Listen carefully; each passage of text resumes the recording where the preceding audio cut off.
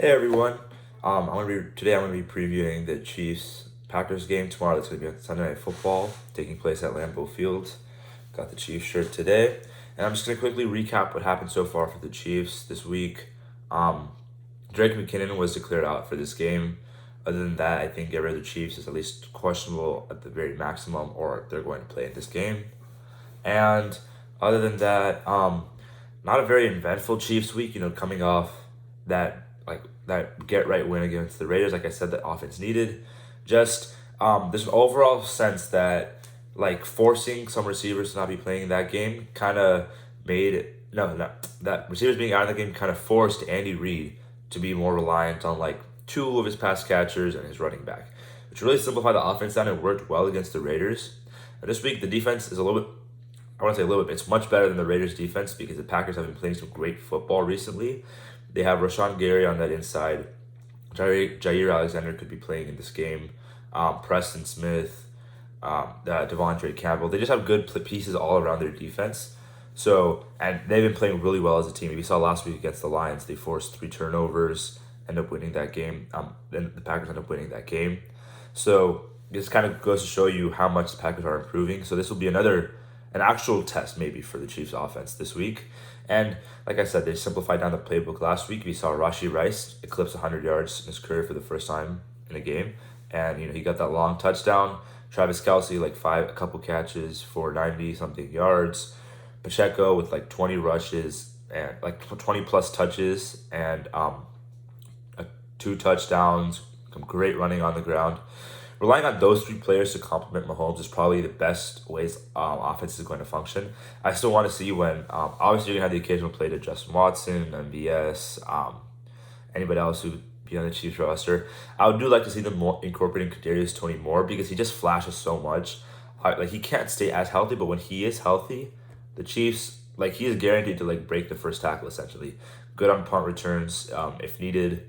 Overall, just a really like dynamic player. The Chiefs just can't use too much of him because that risk injury. But for a player that the Chiefs were saying that could be their wide receiver one before the season, he hasn't played as much this year, and maybe he's like gonna ramp up as he starts going to the playoffs. And this is the week to start doing that because this is when the Chiefs schedule really like starts to some. These next 2 weeks are gonna be kind of tough games. Not they're just going to be tough games. The Bills are playing much better football, and if they win this week, their playoff hopes are very much still alive, and that's what the Chiefs play next week. I mean, no, the Bills aren't bye this week, so Bills want to keep their playoff hopes alive, so they're going to come out firing after their bye week next week. The Chiefs need to be ready for that. And then this week against the Packers, maybe earlier in the season you would have thought, oh, this Packers game is not going to be too difficult, but like I said, they're playing much better football now, and let's dive right into that now. So the Chiefs offense, like I said, simplified his targets. And in this game, the Packers really don't have a great coverage linebacker. If Jair Alexander is playing, I anticipate him like covering Rashi Rice or like whoever the Chiefs Z or X receiver is. But you could see that kind of thing where the Broncos put Pat Surtain on Travis Kelce, just completely limited Travis Kelce and dared anyone else to beat him. If Jair Alexander does play and the Packers do that, then we could see maybe Rashi Rice have another big game. But it's important to like as long if I don't feel like for some players like Sky Moore, McCole Hardman, manufacturing touches for them kind of reduces the kind of potency of the offense. But like manufacturing touches for Rashi Rice is not really manufacturing for him because he's just that good of a player. Like he's gonna make big catches downfield, great run after the catch. Um, Chiefs really found a good wide receiver there, so like they should continue to take advantage of him in this game. But knowing Andy Reid, for some reason he's just gonna have like two catches for 30 something yards in this game. I don't know, something stupid like that. But they should really lean on those players that they know well, that they know have talent, and use the rest of the players in like a complementary role. Patrick Mahomes playing much better last week, kind of put full trust in Rashi Rice, and you saw how it worked out.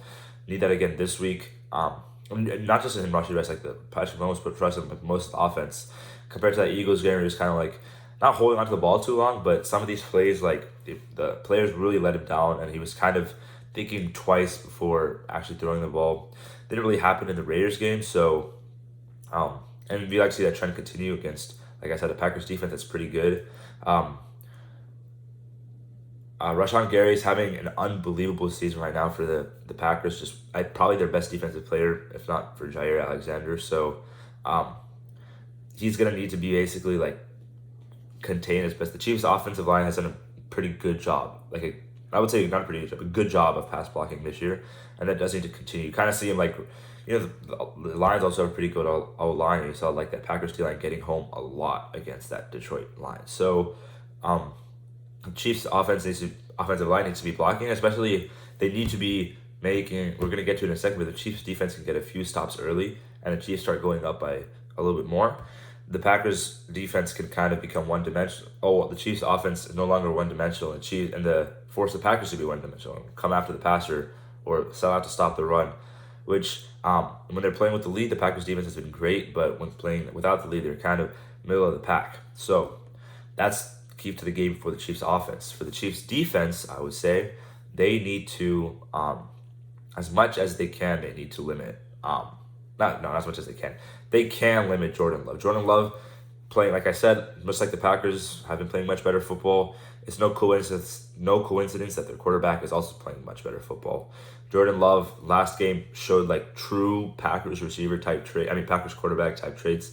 I saw a stat that was like him, Brett Favre, and Aaron Rodgers all won their first starts as a Packers player on Thanksgiving, and kind of shows to like maybe the Packers do have actually found their quarterback of the future, but he has looked pretty bad at times during the season, kind of indecisive with the ball, bad turnovers. Still a very like inexperienced quarterback. I wouldn't say he's young now. This is his either third or fourth year in the league, so he's not very young, but like he's still a pretty young quarterback. He's younger than Patrick Mahomes, and he just hasn't had as much experience. This is his first year starting, and this is when Steve Spagnuolo's recent defensive calls are going to really come into play into this game, because the Chiefs' defense has thrown some of the craziest looks out there this game, this season, and works like really, really well. Like even against Jalen Hurts, those coverage looks really perplexed them in the first half. They kind of picked it up in the second half, but I mean, like still, like they limited them to 14 points in the second half against the Eagles.